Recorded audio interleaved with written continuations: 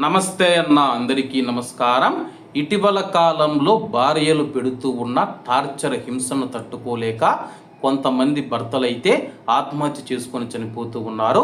ఇటీవల మనం చూసుకుంటే ఇటువంటి వార్తలు కానీ ఇటువంటి సంఘటనలు చాలా చూసాము. తాజాగా మనం చూసుకుంటే భార్య వేధింపులు తాళలేక మరో భర్త తనువు చాలించాడు. వేగంగా వస్తూ ఉన్న రైలు ముందు దూకి ఆత్మహత్య చేసుకున్నాడు. ఈ ఘటన ఒడిశాలోని కుర్దా జిల్లాలో జరిగింది. రామచంద్ర బర్జన్కు 2 ఏళ్ల కిందట రూపాలీతో వివాహం జరిగింది. వారికి ఒక కుమార్తె ఉంది.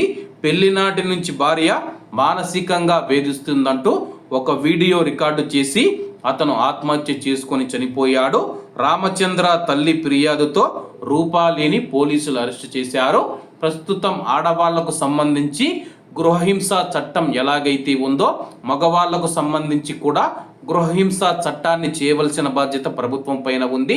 ఎందుకంటే గాని ఆడవాళ్ళు ఎవరైతే ఉన్నారో ఇళ్లలో గృహహింసకు గురవుతూ ఉన్నారు, చాలా మంది చనిపోతూ ఉన్నారని చెప్పేసి వాళ్ళ కోసం ఎలాగైతే ఒక ప్రత్యేకమైన చట్టాన్ని చేశారో ఇటీవల కాలంలో కొంతమంది ఆడవాళ్ళు ఎవరైతే ఉన్నారో భర్తలను హింస పెట్టి వాళ్ళ చావుకు కారణమవుతూ ఉన్నారు. అటువంటి భర్తలను రక్షించేందుకు ఒక ప్రత్యేకమైన చట్టాన్ని భారత ప్రభుత్వం కానీ రాష్ట్ర ప్రభుత్వాలు కానీ తీసుకురావాల్సిన అవసరం ఎంతైనా ఉంది. కాబట్టి అందరూ బాగుండాలి, అందులో మనం ఉండాలి. అందరికీ నమస్తే అన్న, జై హింద్.